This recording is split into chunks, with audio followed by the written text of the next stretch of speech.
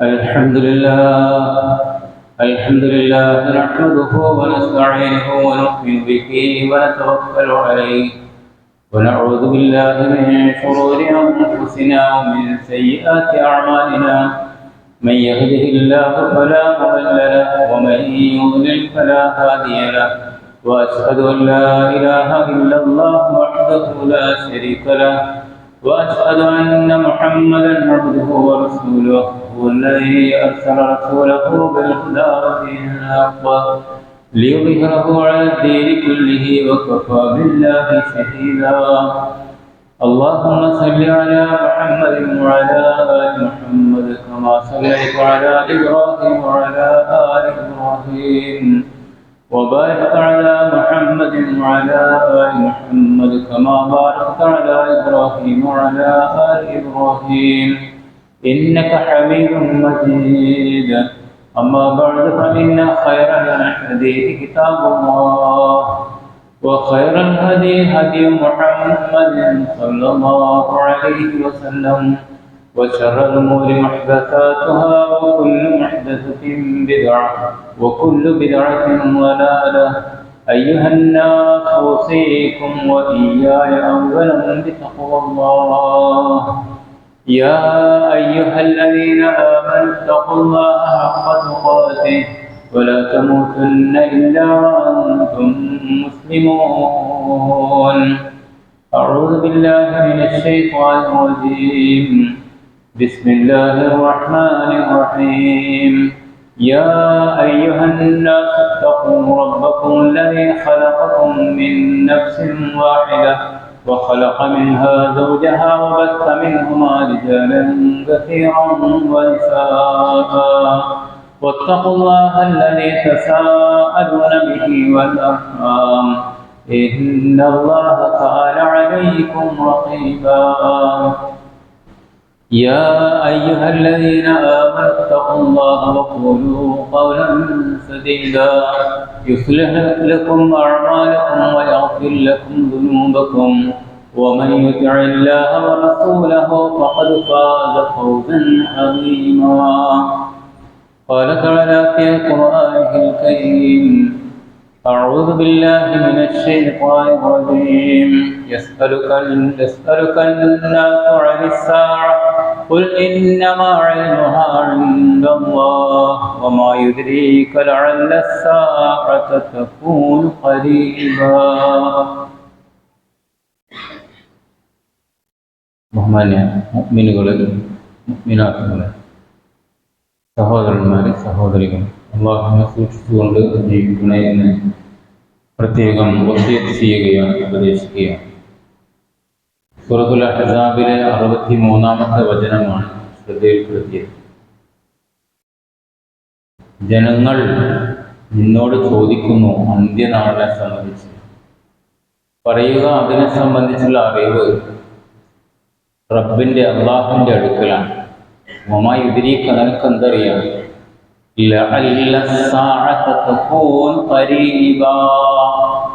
അന്ത്യദിനം അടുത്ത് തന്നെ ആയേക്കാം.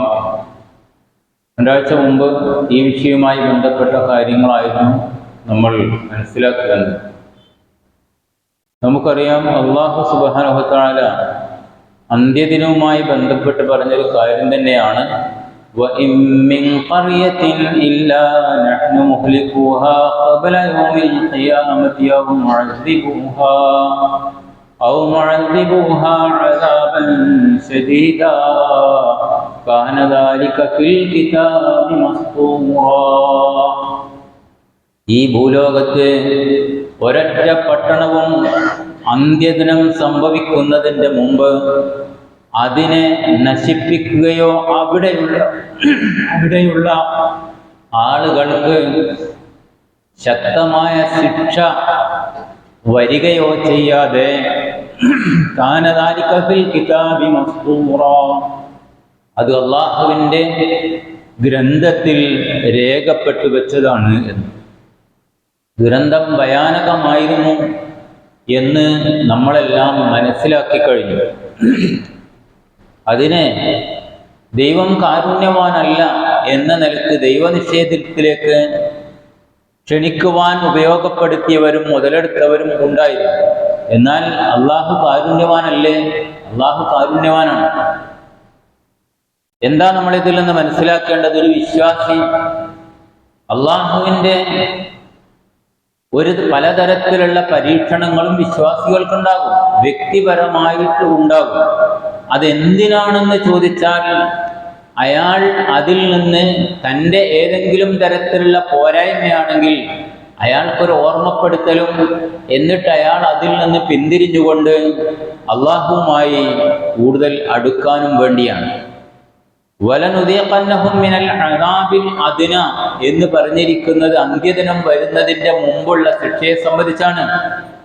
ലഅല്ലഹും യർജിഊൻ എന്നാണ് ആയത്തിന്റെ അവസാനം. അവർ തൗബ ചെയ്ത് നല്ലവരാകാൻ വേണ്ടി.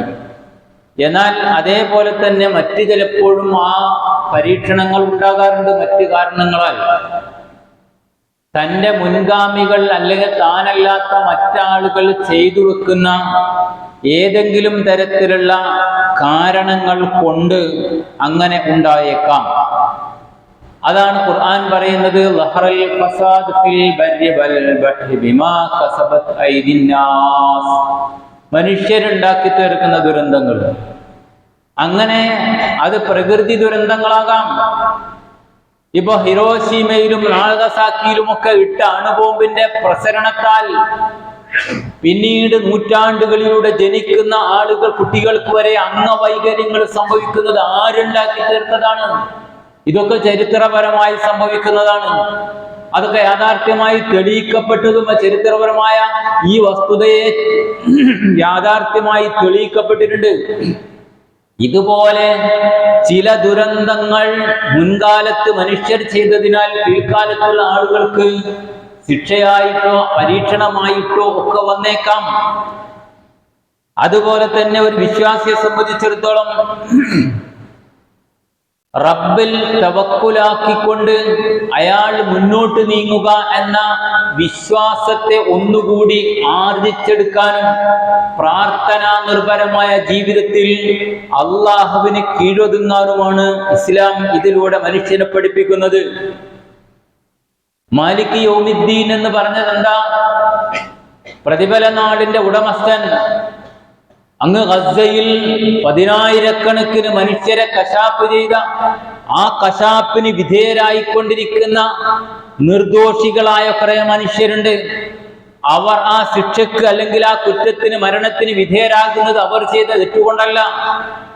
എങ്കിൽ അതിലും ഒരു വിശ്വാസി അതിന് പ്രതികരണമായി നയപരമായ സമീപനങ്ങൾ സ്വീകരിച്ചുകൊണ്ട് ഇല്ലാതാക്കാൻ ശ്രമിക്കുകയോ കോടതി കയറിക്കൊണ്ട് അതില്ലാതാക്കാൻ ശ്രമിക്കുകയോ എന്നിട്ടും അതിനൊന്നും അറുതിയില്ല എങ്കിൽ പ്രതിരോധിക്കാനുള്ള മാർഗങ്ങൾ സ്വീകരിച്ചുകൊണ്ട് അങ്ങനെ മരണപ്പെടുകയോ ചെയ്യുന്നുവെങ്കിൽ വിശ്വാസിയെ സംബന്ധിച്ചിടത്തോളം അയാൾക്കൊരു നഷ്ടവുമില്ല. അയാൾക്ക് മാലിക് യൗമിദ്ദീൻ പ്രതിഫലം നൽകുന്ന ഒരു ദിവസം വരാൻ പോകുന്നുണ്ട്. അന്ന് ഇത്തരക്കാരായ ക്രൂരരായ ഭരണാധികാരികളെ പടച്ച തമ്പുരാന്റെ കോടതിയിൽ ഹാജരാക്കി അവൻ ശിക്ഷിച്ചുകൊള്ളും. ആത്മനിർവൃതിയും സമാധാനവും ഒരു വിശ്വാസിക്ക് ലഭിക്കുന്നുണ്ടോ ഇല്ലയോ? അല്ലാത്തവർക്ക് എന്ത് ലഭിക്കാൻ? ഇനി അല്ലാത്ത നിലക്കുള്ള ചില കാര്യങ്ങൾ, അതാണല്ലോ പ്രകൃതി ദുരന്തങ്ങളായും മറ്റുമൊക്കെ ഉണ്ടായിത്തീരുന്നത്. അതിനെ സംബന്ധിച്ചിടത്തോളം ഒരു വിശ്വാസിക്ക് സമാധാനം തീർച്ചയായും ഉണ്ട്. അള്ളാഹുവാണ് പ്രപഞ്ചത്തെ സൃഷ്ടിച്ചത്. മഴ, വെയില്, വെള്ളം, വെളിച്ചം, ആകാശം, ഭൂമി, സസ്യലതാദികൾ, പർവ്വതങ്ങൾ ഇവയെല്ലാം പടച്ച തമ്പുരാൻ അന്യൂനമായി സൃഷ്ടിച്ചതാണ്. ആ പ്രകൃതിയിലെ ഏതെങ്കിലും തരത്തിലുള്ള നേരത്തെ സൂചിപ്പിച്ച വിധത്തിലുള്ള ഒരു ശിക്ഷയിൽ അകപ്പെട്ടുകൊണ്ടാണ് ഒരു നാട്ടിൽ നല്ലവരായ ആളുകൾ മരണപ്പെടുന്നതെങ്കിൽ പോലും വിശ്വാസികളെ സംബന്ധിച്ചിടത്തോളം ഒരു നഷ്ടവും സംഭവിക്കുന്നില്ല. അവർ റബ്ബിന്റെ സവിധത്തിലേക്ക് പോകുന്നു. അള്ളാഹുവിന്റെ റസൂൽ സല്ലല്ലാഹു അലൈഹി വസല്ലമ പറഞ്ഞതെന്താ? അൽ ഹരീഖു ഷഹീദുൻ ഇങ്ങനെ വല്ല തീപിടുത്തവും ഉണ്ടായി മരണപ്പെടുന്നവൻ ഷഹാദത്തിന്റെ പ്രതിഫലമുണ്ട്. അതുപോലെ തന്നെ വല്ലദീ യമൂതു തഹ്തൽ ഹദ്മി, ബിൽഡിംഗ് തകർന്ന് മരിക്കുന്നവൻ അവൻ ഷഹീദിന്റെ പ്രതിഫലമാണ്. അതുപോലെ തന്നെ വൽ ഗരീഖു ഷഹീദുൻ, മുങ്ങി മരിക്കുന്നവൻ ഷഹീദാണ്. മാരകമായ രോഗത്തിനടിമപ്പെട്ട് മരിക്കുന്നവൻ ഷഹീദാണ്. വിശ്വാസിക്ക് എവിടെയാണ് സഹോദരങ്ങളെ നഷ്ടം? ഇതാണ് സമാധാനം എന്ന് പറയുന്നത്. അതുകൊണ്ട് പ്രകൃതി ദുരന്തങ്ങളെ പോലെയുള്ള കാര്യങ്ങളെ സംബന്ധിച്ച് ഉള്ള മറ്റു ചില ദുരന്തങ്ങളും ഖുർആനും ഹദീസും ഒക്കെ മുന്നറിയിപ്പ് നൽകിയിട്ടുണ്ട്. അതാണ് അന്ത്യദിനവുമായി ബന്ധപ്പെട്ടുള്ള മറ്റു ചില കാര്യങ്ങളെ സംബന്ധിച്ച് നാം മനസ്സിലാക്കി വന്നത്. ദജ്ജാലിന്റെ വരവിനെ സംബന്ധിച്ച് നബി സല്ലല്ലാഹു അലൈഹി വസല്ലമ നേർക്കുനേരെ കണ്ട വിഷയം നമ്മൾ മനസ്സിലാക്കി. എന്നാൽ വഹീന്റെ അടിസ്ഥാനത്തിൽ നബി കണ്ടതുപോലെ തന്നെ അന്ന് ജീവിച്ചിരിക്കുന്ന ചില ആളുകൾ നബിയോട് ചില കാര്യങ്ങൾ പറഞ്ഞപ്പോൾ അത് നബി അംഗീകരിക്കുകയും ചെയ്തു. ആ ചരിത്രമാണ് നമ്മൾ മനസ്സിലാക്കി വന്നത്. തമീമുദ്ദാരി മുസ്ലിം ആകുന്നതിന് മുമ്പ് ക്രിസ്ത്യാനിയായിരുന്നുവല്ലോ. അദ്ദേഹം നേർക്കുനേരെ ഒരു യാത്രയിൽ 30ഓളം ആളുകൾ അടങ്ങുന്ന ഒരു സംഘം സമുദ്രത്തിൽ യാത്ര നടത്തുകയും അവരുടെ കപ്പൽ കാറ്റിലും കോളിലും അകപ്പെട്ട് തകർന്ന് തരിപ്പണമാവുകയും ചെയ്തു. അങ്ങനെ ഒരു ജസീറത്തുൽ ദ്വീപിൽ എത്തിപ്പെടുന്നു. ആ ദ്വീപിൽ അവര് പ്രവേശിച്ചപ്പോൾ അവിടെ ഫലഖിയതുഹും ദാബത്തുൻ കസീറത്തു ശഅർ, ധാരാളം രോമാവൃതമായ ഒരു മൃഗത്തെ അവർ കണ്ടു. ലാ യദറൂന മിൻ ഖുബ്ലിഹി മിൻ ദുബ്രിഹി മിൻ കസറത്തി ശഅർ, അതിന്റെ രോമാവൃതമായ അവസ്ഥ കൊണ്ട് മുൻഭാഗവും പിൻഭാഗവും ഏത് എന്ന് മനസ്സിലാക്കാൻ കഴിഞ്ഞില്ല. അവരതിനോട് ചോദിച്ചു, വൈലക്കാൻ, എന്താണ് നീ? അപ്പൊ അത് മറുപടി പറഞ്ഞാൽ അൽ ജസ്സാസ, ഞാൻ ജസ്സാസയാണ് എന്ന്. ജസ്സാസ എന്താണ്? പണ്ഡിതന്മാർ പലതും പല നിലക്കും വ്യാഖ്യാനിച്ചിരുന്നു. പക്ഷേ കൃത്യമായും ആ ജസ്സാസ എന്താണെന്ന് നബി സല്ലല്ലാഹു അലൈഹി വസല്ലം പഠിപ്പിച്ചിട്ടില്ല. ആ ജസ്സാസ ഞാനാണ് എന്ന് പറഞ്ഞപ്പോൾ ആ മൃഗം മറുപടി പറയുന്നത്,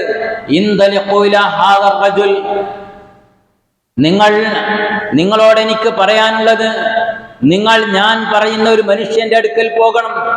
കാരണം അയാൾ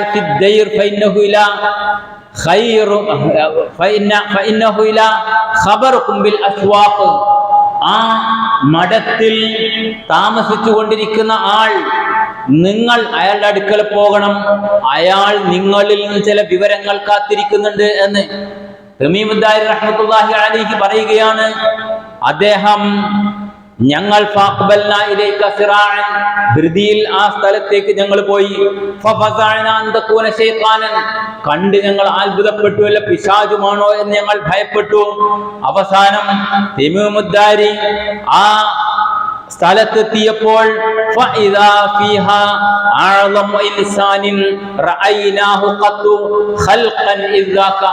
മുമ്പൊരിക്കലും കണ്ടിട്ടില്ലാത്ത ഒരു ഭയാനകമായ ഒരു മനുഷ്യനെയാണ് ഞങ്ങൾ അവിടെ കണ്ടെത്തിയത്. ജീവിതത്തിൽ ഒരിക്കലും ഞങ്ങൾ കണ്ടിട്ടില്ല.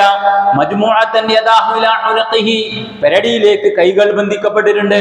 മാ ബൈന റുക്ബതിഹി ഇലൽ കഅബൈനി ബിൽ ഹദീദ്, കാലുകൾ രണ്ടും ചങ്ങല കൊണ്ട് ബന്ധിക്കപ്പെട്ടിട്ടുണ്ട്, മുട്ടുംകാൽ വരെ. വൈലകുമാ അൻത്, അപ്പോ നീ ആരാണ്, എന്താണ് എന്ന് അവർ ചോദിക്കുന്നു. ഫഅഖ്ബിറൂനി മാ അൻതും, അയാൾ ആരാണെന്ന് പരിചയപ്പെടുത്തുന്നതിന് മുമ്പ് വേറെ ചില ചോദ്യങ്ങൾ ഇദ്ദേഹത്തോട് ചോദിക്കുന്നു, ഇവരോട് ചോദിക്കുന്നു. നിങ്ങൾ എനിക്ക് ചില കഥകൾ പറഞ്ഞു തരണം, കാര്യങ്ങൾ അറിയിച്ചു തരണം. തമീമുദ്ദാരി പറഞ്ഞു, നിങ്ങൾ ആ കണ്ട ആൾ അവരോട് ചോദിക്കുന്നു, നിങ്ങൾ എങ്ങനെയാണ് ഇവിടെ എത്തിയത്? ആ കാര്യങ്ങളെല്ലാം തമീമുദ്ദാരിയും കൂടെയുള്ള ആളുകളും ഈ ആജാനുബാഹുവായ ആളോട് വ്യക്തമാക്കി കൊടുത്തു. യാത്ര ചെയ്തതും കപ്പൽ തകർന്നതും ദ്വീപിലെത്തിപ്പെട്ടതും ജസ്സാസയെ കണ്ടതും ജസ്സാസ ഇങ്ങോട്ട് അയച്ചതുമായ സകല കാര്യങ്ങളും അറിയിച്ചു. അപ്പോൾ കണ്ട ആൾ ആരാണ്? ദജ്ജാലാണ്. അയാൾ പറയുകയാണ്, അഖ്ബിറൂനി അൻ നഖ്ലി ബൈസാൻ, ബൈസാൻ പ്രദേശത്തെ ഈത്തപ്പനയുടെ അവസ്ഥയെ സംബന്ധിച്ച് നിങ്ങൾ എന്നോട് പറഞ്ഞു തരൂ. അമാ ഇന്നഹു യൂസിക്കു അല്ലാ തുസ്മിറ, അത് ഇപ്പോൾ കായ്ക്കുന്നുണ്ടോ ഇല്ലയോ? അപ്പോൾ അവർ പറഞ്ഞു, അത് ഇപ്പോൾ കായ്ക്കുന്നുണ്ട്. പക്ഷെ അയാൾ പറഞ്ഞു എന്ത്? അതിന്റെ കായ്ഫലം ഇല്ലാതാകുന്ന ഒരു കാലം വരും. അഖ്ബിറൂനി ബുഹൈറത തബരിയ, തബരിയ തടാകത്തെ സംബന്ധിച്ച് നിങ്ങൾ എന്നോട് പറ. അങ്ങനെ അതിൽ വെള്ളമുണ്ടോ എന്ന് അന്വേഷിക്കുന്നു. ഇവർ മറുപടി പറഞ്ഞു, ഇഷ്ടം പോലെ കസീറുൽ മാ, എമ്പാടും വെള്ളമുണ്ട്, ആളുകൾ ജലസേചനത്തിന് ഉപയോഗിക്കുന്നുണ്ട്. എന്നാൽ അയാൾ പറയുന്നു, അത് വറ്റി വരളുന്ന ഒരു കാലഘട്ടം വരും. വീണ്ടും അയാൾ പറഞ്ഞു, അഖ്ബിറൂനി അൻ ശൈഇനി സുഗർ, സുഗർ നദിയെ സംബന്ധിച്ച് നിങ്ങൾ പറഞ്ഞു തരൂ, വെള്ളമുണ്ടോ അതിൽ? അവർ പറഞ്ഞു, വെള്ളമുണ്ട്, ഇഷ്ടംപോലെ വെള്ളമുണ്ട്. എന്നാൽ അദ്ദേഹം പറഞ്ഞു, അല്ല, കുറച്ചു കാലം വരുമ്പോൾ തീർച്ചയായും ആ തടാകത്തിലും ഈ നദിയിലുമെല്ലാം വെള്ളം പറ്റുമെന്ന്. അപ്പൊ അഖ്ബിറൂനി, അടുത്ത ചോദ്യം, അഖ്ബിറൂനി അനിൻ നബിയിൽ ഉമ്മി, ദജ്ജാലാണ് പറയുന്നത്, എനിക്ക് അന്തിമ പ്രവാചകനായ അക്ഷരജ്ഞാനമില്ലാത്ത നബിയെ സംബന്ധിച്ച് പറഞ്ഞു തരൂ. അയാൾ വന്നിട്ടുണ്ടോ? എന്താണ് അയാളുടെ അവസ്ഥ? മറുപടി, ഖദ് ഖറജ മിൻ മക്കത വനസല യസ്രിബ, തമീമുദ്ദാരി പറഞ്ഞു, മക്കയിൽ അദ്ദേഹം പ്രത്യക്ഷപ്പെട്ടു വന്നു കഴിഞ്ഞിട്ടുണ്ട്. എന്നിട്ട് യസ്രിബിലേക്ക്, മദീനയിലേക്ക് അദ്ദേഹം വന്നു. അഫ തുഖാതിലുൽ അറബ്, അറബുകൾ അദ്ദേഹത്തോട് യുദ്ധം ചെയ്തിട്ടുണ്ടോ? ഉൽനാ നഅം, അതെ. ഖാല കൈഫ സനഅ ബിഹിം, എന്തൊക്കെയാണ് സംഭവിച്ചത് എന്ന് അയാൾ ചോദിച്ചു. അപ്പോൾ അവർ പറയുകയാണ്, അറബികളോട് പലപ്പോഴായി യുദ്ധം ചെയ്യുകയും ആ യുദ്ധത്തിലെല്ലാം അദ്ദേഹം വിജയിക്കുകയും അയാൾക്ക് കീഴിലായി ആ അറബികൾ മായിത്ത് അയാളെ അനുസരിക്കുന്ന ആളുകളായി മാറുകയും ചെയ്തിട്ടുണ്ട്. ഫഖാല ദജ്ജാൽ ഇന്നദാക ഖൈറുൽ ലഹും അൻ യുതിഉ, അറബികൾക്ക് അയാളെ അനുസരിക്കലാണ് ഏറ്റവും നല്ലത് എന്ന് ദജ്ജാൽ മറുപടി പറഞ്ഞു. ഇനി എന്നെ സംബന്ധിച്ച് കേൾക്കണോ? വ ഇന്നി മുഖ്ബിറുക്കും അന്നി ഇന്നി അനൽ മസീഹു ദജ്ജാൽ, ഞാനാകുന്നു ദജ്ജാൽ എന്ന കാര്യം ഞാൻ നിങ്ങളെ അറിയിക്കുന്നു. എന്നിട്ട് അയാൾ പറഞ്ഞു, എനിക്ക് അനുവാദം കിട്ടണം.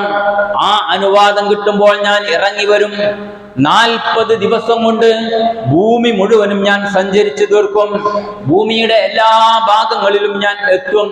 ഗൈറ മക്ക, ഗൈറ മക്ക വ തീബ, മക്കയിലും തീബയിലും ഒഴികെ ആ 2 നാടും എനിക്ക് തടയപ്പെടും. ഇസ്തഖ്ബലനി മലക്കുൻ, അതിന് ഞാൻ ശ്രമിച്ചാൽ മലക്ക് എന്നെ അഭിമുഖീകരിക്കുകയും ഊരിപ്പിടിച്ച വാളുമായി എന്നെ നേരിടുകയും ചെയ്യും. ഈ 2 നാടുകളും മലക്കുകളാൽ എനിക്ക് പ്രൊട്ടക്ഷൻ നൽകപ്പെടുന്ന വിധത്തിൽ സംരക്ഷിക്കപ്പെടുന്ന 2 നാടുകളും എന്ന് പറഞ്ഞാൽ എന്നെ അങ്ങോട്ട് പ്രവേശിക്കാത്ത വിധത്തിൽ മലക്കുകൾ കൈകാര്യം ചെയ്ത് കളയും എന്നർത്ഥം. ഇത്രയും പറഞ്ഞ് നബി സല്ലല്ലാഹു അലൈഹി വസല്ലമ ഈ സംഭവങ്ങളൊക്കെ വിശദീകരിച്ച് റസൂലുള്ളാഹി സ്വല്ലല്ലാഹു അലൈഹി വസല്ലമ മിമ്പറിൽ കയറിയിട്ട് ആ വടി മിമ്പറിൽ ഒന്ന് കുത്തി ശബ്ദമുണ്ടാക്കി. എന്നിട്ട് നബി പറഞ്ഞു, ഹാദിഹി ത്വയ്ബ, ഹാദിഹി ത്വയ്ബ, 3 പ്രാവശ്യം ആവർത്തിച്ചു. ഇതാണ് ത്വയ്ബ എന്ന് പറഞ്ഞിരിക്കുന്നത്, അതായത് മദീന. അലാ കുന്തു ഹദ്ദത്തുകും ദാലിക, നഅം യാ റസൂലല്ലാഹ്, റസൂലേ അങ്ങ് ഞങ്ങളോട് ഇതിനെ സംബന്ധിച്ച് പറഞ്ഞു തന്നിട്ടുണ്ട്. നബി ചോദിക്കുന്നു, പറഞ്ഞു തന്നിട്ടില്ലേ? അതെ, താങ്കൾ പറഞ്ഞു തന്നിട്ടുണ്ട്. ഫഇന്നഹു അഅജബനി ഹദീസു തമീമുദ്ദാരി, തമീമുദ്ദാരിയുടെ സംസാരം എന്നെ അത്ഭുതപ്പെടുത്തുന്നു. അന്നഹു വാഫഖല്ലദീ കുന്തു ഹദ്ദിസുകും അൻഹു അനിൽ മദീന വ മക്ക, ഞാൻ നിങ്ങളോട് പറഞ്ഞിരിക്കുന്ന മക്കയുടെയും മദീനയുടെയും കാര്യവും ദജ്ജാലിന്റെ വിഷയവും എല്ലാം ഈ സംസാരവുമായി യോജിച്ചു വന്നിട്ടുണ്ട്. അലാ ഇന്നഹു ഫീ ബഹരി ശാമി ഔ ബഹരിൽ യമൻ, എന്നിട്ട് നബി സല്ലല്ലാഹു അലൈഹി വസല്ലം പറഞ്ഞു, അവന്റെ വരവുണ്ടല്ലോ ശാമിന്റെ ഭാഗത്ത് നിന്ന് ആയിരിക്കും, അല്ലെങ്കിൽ യമനിന്റെ ഭാഗത്ത് നിന്നായിരിക്കും, അല്ലെങ്കിൽ മിൻ ഖിബലിൽ മശ്രിഖി കിഴക്ക് പ്രദേശങ്ങളിൽ നിന്നായിരിക്കും. അങ്ങനെയുള്ള 2-3 അഭിപ്രായങ്ങൾ അവന്റെ വരവിനെ സംബന്ധിച്ച് നബി സല്ലല്ലാഹു അലൈഹി വസല്ലം പറയുകയും ചെയ്തു. അപ്പൊ ഞാൻ വിവരിച്ചു തന്നതുപോലെ തമീമുദ്ദാരിയും നിങ്ങൾക്ക് വിവരിച്ചു തന്നിട്ടുണ്ടല്ലോ എന്ന് നബി സല്ലല്ലാഹു അലൈഹി വസല്ലമ വിശദീകരിക്കുകയും അവന്റെ വരവിനെ സംബന്ധിച്ച് ബോധ്യപ്പെടുത്തി കൊടുക്കുകയും ചെയ്തു. ഇനി ഈ ഹദീസ് നമുക്ക് മനസ്സിലാകുന്നത് എന്താ? നബി സല്ലല്ലാഹു അലൈഹി വസല്ലമക്ക് പുറമെ ദജ്ജാലിനെ കണ്ട ആളുകളുണ്ട് എന്ന് ഇമാം മുസ്ലിം റിപ്പോർട്ട് ചെയ്യുന്ന, തൊട്ട് നേരത്തെ പറഞ്ഞ ബുഖാരി റിപ്പോർട്ട് ചെയ്യുന്ന ഹദീസും ഇത് രണ്ടും കൂടി നമ്മൾ പരിശോധിച്ചാൽ ഇങ്ങനെ ഉണ്ട് എന്ന് കൃത്യമായി നമുക്ക് മനസ്സിലാക്കാം. ഈ ഹദീസ് നമ്മളെ പഠിപ്പിക്കുന്ന പ്രധാനപ്പെട്ട ചില വശങ്ങൾ: ഒന്ന്, ദജ്ജാല് ജീവിച്ചിരിപ്പുണ്ട്. അവന്റെ ഭയാനകമായ ശരീരത്തോടു കൂടിയുള്ള അവസ്ഥയാണ് അവൻ്റെത്. അവനെ അള്ളാഹു കൃത്യമായ സമയമാകുമ്പോൾ പുറപ്പെടാൻ വേണ്ടി ഒരുക്കി നിർത്തിയിട്ടുണ്ട്. ഭൂമിയിലുള്ള, നിങ്ങൾ ചിന്തിച്ചു, ഇതൊക്കെ പറയുമ്പം വിശ്വസിക്കാൻ ലേശം പ്രയാസമുള്ള ആൾക്കാർ ഇന്ന് ലോകത്തില്ലേ? ബർമുഡ ത്രികോൺ ഭൂമിയിലല്ലേ? അതിലൂടെ ഫ്ലൈറ്റ് സഞ്ചരിച്ചാൽ ആ ഫ്ലൈറ്റിനെ കറക്കി വെള്ളത്തിൽ ആഴ്ത്തിക്കളയുന്ന സമുദ്രത്തിന്റെ ഭയാനകമായ ചുഴി അതിന്റെ മുകളിൽ നിലനിൽക്കുന്നില്ലേ? എത്ര ഫ്ലൈറ്റുകൾ പോയിട്ട് അഡ്രസ്സില്ല. എന്തേ മനുഷ്യൻ ഈ കാലഘട്ടത്തിൽ ഇതൊക്കെ കണ്ടുപിടിച്ചിട്ടും ഇത്രയും ടോപ്പിൽ ജീവിക്കുന്ന ഒരു കാലഘട്ടമായിട്ടും അതിന്റെ കാരണം കണ്ടുപിടിക്കാൻ കഴിയാത്തത്? ചിന്തിച്ചു നോക്ക്. അതുപോലെ തന്നെ ഒരു ദ്വീപ്, ആ ദ്വീപിന്റെ വിഷയം ഇതിന്റെ ഇടക്ക് മുഴുവൻ പത്രങ്ങളിലും വാർത്തയായിട്ടില്ലേ, മീഡിയകൾ പ്രസിദ്ധീകരിച്ചിട്ടില്ലേ? അവിടെ കിരാതന്മാരായ മനുഷ്യന്മാരുണ്ടെന്നും ആ ദ്വീപിലെ ഇതിന്റെ മുകളിലൂടെ ഫ്ലൈറ്റിൽ പോലും പറക്കാൻ കഴിയാത്ത സാഹചര്യമാണെന്നും അവിടെയുള്ള മനുഷ്യർ ഏതോ ജാതി ആൾക്കാരാണെന്നും അവരെ സംബന്ധിച്ച് ഒരു നിലക്കും മനസ്സിലാക്കാൻ കഴിഞ്ഞിട്ടില്ല എന്നുമൊക്കെയുള്ള കാര്യം ഇന്ന് നമ്മൾ മനസ്സിലാക്കേണ്ടത്. മനുഷ്യൻ എത്ര തന്നെ പുരോഗമിച്ചിട്ടുണ്ടെങ്കിലും, അവന്റെ ഏത് തരം കണ്ടെത്തലുകൾ എത്ര ടോപ്പിലെത്തിയിട്ടുണ്ടെങ്കിലും, അവന്റെ അറിവിലും അവന്റെ കാഴ്ചയിലും പെടാത്ത നിലയിൽ ഈ ഭൂലോകത്ത് ഒരുപാട് സമസ്യകൾ, അറിയാത്ത വിഷയങ്ങൾ അടിഞ്ഞുകൂടി കിടക്കുന്നുണ്ട്. അവന്റെ അറിവിൽപ്പെടാത്തത്. വമാ ഊതീതും മിനൽ ഇൽമി ഇല്ലാ ഖലീലാ. അഹങ്കരിക്കണ്ടടോ, നിനക്കൊന്നിനും കഴിയില്ല. വളരെ കുറഞ്ഞ അറിവ് മാത്രമേ നൽകിയിട്ടുള്ളൂ. റൂഹിനെ സംബന്ധിച്ചൊക്കെ ഖുർആൻ പറഞ്ഞ വശം അതാണ്. അവർ ചോദിക്കുന്നു, യസ്അലൂനക അനിർ റൂഹ് ഖുലിർ റൂഹു മിൻ അംരി റബ്ബി വമാ ഊതീതും മിനൽ ഇൽമി ഇല്ലാ ഖലീലാ. ഇപ്പോഴും ഏതെങ്കിലും കാലഘട്ടത്തില് റൂഹ് കണ്ടുപിടിച്ച് തിരിച്ച് മനുഷ്യൻ മരിച്ചുപോയ ജഡത്തിലേക്ക് തിരിച്ചു കൊടുക്കാൻ കഴിയുമെങ്കിൽ എന്ന് വിചാരിച്ച് സൂക്ഷിക്കപ്പെട്ട മമ്മികൾ, ശവങ്ങൾ ലോകത്തുണ്ട് എന്ന് നമുക്കറിയാം. മനുഷ്യന്റെ ധാരണയാണത്. ഒരിക്കലും സാധ്യമല്ല.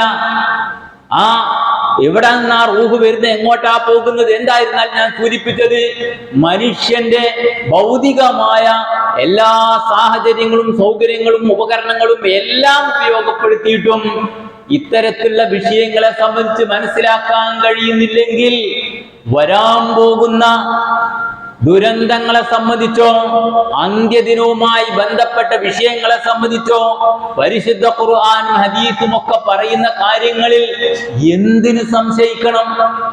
അത്ര വളരെ ദുർബലനായിട്ടാണ് മനുഷ്യനെ സൃഷ്ടിച്ചിട്ടുള്ളത്.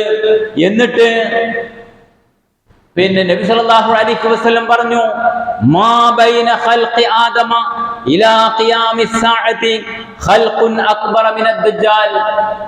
അല്ലാഹു സുബ്ഹാനഹു വ തആല ആദം നബിയെ സൃഷ്ടിച്ചത് മുതൽ അന്ത്യദിനം വരെയുള്ള ആളുകൾക്കിടയിൽ ദജ്ജാലിനേക്കാൾ ഭീതിതമായ വമ്പിച്ച ഒരു സൃഷ്ടിയെ അള്ളാഹ് സൃഷ്ടിച്ചിട്ടേ ഇല്ല. അതുകൊണ്ട് തന്നെ പ്രതീക്ഷിക്കുന്ന ദജ്ജാൽ ഇപ്പോൾ ജീവിച്ചിരിപ്പുണ്ട് എന്ന് തന്നെയാണ് ഖുർആനും ഹദീസും നമുക്ക് ബോധ്യപ്പെടുത്തി തരുന്നത്. ഇതിനെ പ്രതീക്ഷിച്ച് നിൽക്കുന്നത് ക്രിസ്ത്യാനികൾ പ്രതീക്ഷിക്കുന്നുണ്ട്. അതേപോലെ തന്നെ ജൂതന്മാരും അന്ത്യക്രിസ്തു എന്ന നിലക്ക് പ്രതീക്ഷിക്കുകയും അവർ അതിന് ആ അന്ത്യക്രിസ്തു ആവുന്ന ദജ്ജാലിന്റെ കൂടെ യുദ്ധം ചെയ്ത് ഞങ്ങൾ മറ്റുള്ളവർ ജയിച്ചടക്കുമെന്ന് കാത്തിരിക്കുകയും ചെയ്യാണ് യഹൂദന്മാര്. അതുപോലെയുള്ള അവരുമായി ബന്ധപ്പെട്ട ചില വിഷയങ്ങൾ ഇൻഷാ അല്ലാഹ് അതും കൂടി നമുക്ക് മനസ്സിലാക്കാനുണ്ട്. ഘട്ടം ഘട്ടമായി ഇത്തരം കാര്യങ്ങൾ സൂക്ഷ്മമായി പഠിക്കുകയും മനസ്സിലാക്കുകയും ചെയ്യുക. എന്തു തന്നെയായിരുന്നാലും ആ ദജ്ജാലിന്റെ വരവ് എപ്പോഴെന്ന് കൃത്യമായി നമുക്ക് പറയാൻ കഴിയില്ലെങ്കിലും അന്ത്യദിനത്തോടനുബന്ധിച്ചാണ് എന്ന് നമ്മൾ മനസ്സിലാക്കി. അവന്റെ എന്തൊക്കെ കാര്യങ്ങൾ ചെയ്തു കൂട്ടും, ആരെയൊക്കെ കൊല്ലും, ഏതൊക്കെയായിരിക്കും അവന്റെ അത്ഭുത സിദ്ധി എന്നതുപോലെയുള്ള കാര്യങ്ങളെ സംബന്ധിച്ചും മറ്റും നമുക്ക് പഠിക്കാനുണ്ട്. അതുപോലെ തന്നെ മറ്റ് ചില കാര്യങ്ങളും ഇതുമായി ബന്ധപ്പെട്ട് ഉദയത്തെ സംബന്ധിച്ച് പടിഞ്ഞാറ് ഉദിക്കുമെന്ന വിഷയവും ലോകത്ത് പല പ്രതിഭാസങ്ങളും സംഭവിക്കുമെന്ന വിഷയങ്ങളും ഒക്കെ അന്ത്യദിനവുമായി ബന്ധപ്പെട്ട് പ്രവചിച്ചിട്ടുണ്ട്. അത്തരം കാര്യങ്ങളെല്ലാം നമുക്ക് ഇൻഷാ അല്ലാഹ് മനസ്സിലാക്കാം. അല്ലാഹു സുബ്ഹാനഹു വ തആല ആ ദജ്ജാലിന്റെ അവസ്ഥയെ സംബന്ധിച്ച് വിശദീകരിച്ചത് അങ്ങനെ തന്നെ ഉൾക്കൊള്ളുവാനും അന്ത്യദിനം അത് വരുന്നതിന്റെ മുമ്പ്, ശിക്ഷ വരുന്നതിന്റെ മുമ്പ്, നമ്മുടെ മരണം ആസന്നമാകുന്നതിന്റെ മുമ്പ് ഏതൊരവസരം കിട്ടിയാലും അള്ളാഹുമായി അടുക്കുവാനും ദുരന്തങ്ങളിൽ നിന്നും അപകടങ്ങളിൽ നിന്നുമൊക്കെ പാഠം ഉൾക്കൊണ്ടുകൊണ്ട് അള്ളാഹുമായി അടുത്ത് നല്ലവരായി ജീവിച്ച് മരിച്ചു പോകുന്നവരിൽ പെടാനും കാരുണ്യവനായ തമ്പുരാൻ നമ്മെ എല്ലാവരെയും അനുഗ്രഹിക്കുമാറാകട്ടെ.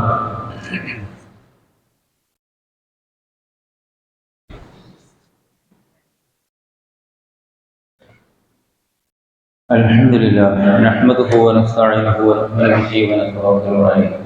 അല്ലാഹുമ്മ സ്വല്ലി അലാ മുഹമ്മദിൻ വഅലാ ആലി മുഹമ്മദ്. അയ്യുഹന്നാസ് ഊസീകും സാനിയൻ വഇയ്യായ ബിത്തഖ്വല്ലാഹ്. ഒരിക്കൽ കൂടെ അല്ലാഹുവിനെ സൂക്ഷിച്ചുകൊണ്ട് ജീവിക്കണേ എന്ന് പ്രത്യേകം വസിയത്ത് ചെയ്യുകയാണ്, ഉപദേശിക്കുകയാണ്. രണ്ടാം ഖുതുബയിൽ നമ്മൾ മനസ്സിലാക്കി വന്നിരുന്നത് ഭക്ഷ്യ വസ്തുക്കളുമായി ബന്ധപ്പെട്ട വിഷയമായിരുന്നു. നമ്മൾ സൂചിപ്പിച്ചു, രക്തം അനുവദനീയമല്ല, എന്നാൽ ആ രക്തം ശരീരത്തിന് വേണ്ടി സ്വീകരിക്കുക എന്നതിൽ അഭിപ്രായ വ്യത്യാസമില്ല. വലാ തഖ്തുലൂ അൻഫുസകും, നിങ്ങൾ നിങ്ങളെ തന്നെ ഇല്ലാതാക്കി കളയരുത്. അപ്പം ഒരാൾക്ക് മറ്റൊരാളുടെ രക്തം ഉപയോഗപ്പെടുമെങ്കിൽ അത് അനുവദനീയമാണ്, സ്വീകരിക്കുകയും ചെയ്യുക, കൊടുക്കുകയും ചെയ്യുക. പക്ഷേ കാശ് വാങ്ങാൻ പാടില്ല. വിൽപ്പന, അത്തരം കാര്യങ്ങളിൽ വിൽപ്പന പാടില്ല, ദാനം അനുവദനീയമാണ്. മറ്റൊന്ന്, പന്നിയുമായി ബന്ധപ്പെട്ട അതിൻ്റെ കൊഴുപ്പിനെ സംബന്ധിച്ച് എല്ലാം ഹറാമാണ് എന്ന് പറഞ്ഞതിൽ എല്ലാം ഉൾപ്പെടുന്നുണ്ട്. അപ്പൊ അതുകൊണ്ട് പേസ്റ്റിൽ പന്നിക്കൊഴുപ്പുണ്ട് എന്ന് ബോധ്യപ്പെട്ടാൽ, ഐസ്ക്രീമിൽ പന്നിക്കൊഴുപ്പുണ്ട് എന്ന് ബോധ്യപ്പെട്ടാൽ, മിഠായി അതിൽ പന്നിക്കൊഴുപ്പുണ്ട് എന്ന് ബോധ്യപ്പെട്ടാൽ മുസ്ലിമായ മനുഷ്യർ അത് ഉപേക്ഷിക്കണം എന്നർത്ഥം. അത് അനുവദനീയമല്ല, അതിൻ്റെ പരിധിയിൽ അത് വരുന്നുണ്ട്. നായയെ സംബന്ധിച്ചിടത്തോളം അതിൻ്റെ മുഖം കുത്തിയാൽ മാത്രമാണ് നജസ് എന്ന നിലക്ക് നിർദ്ദേശിക്കപ്പെട്ടിട്ടുള്ളത്. ഇൻഷാ അല്ലാഹ് പിന്നീട് ഞാനത് വിശദീകരിക്കാം.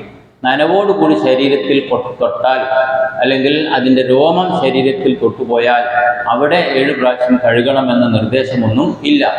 എന്നാൽ സൂക്ഷ്മതയ്ക്ക് വേണ്ടി പിന്നെ ചെളിയോ അല്ലെങ്കിൽ വൃത്തികേടോ ഉണ്ടെങ്കിൽ ഏതൊരു ജീവിയെയും പോലെ ആ ചെളി കഴുകിക്കളയുക എന്നതോ വസ്ത്രം വൃത്തിയാക്കുക എന്നതോ ശരീരം വൃത്തിയാക്കുക എന്നതോ ആവശ്യമാണ്. അത് മറ്റൊരു വിഷയമാണ്.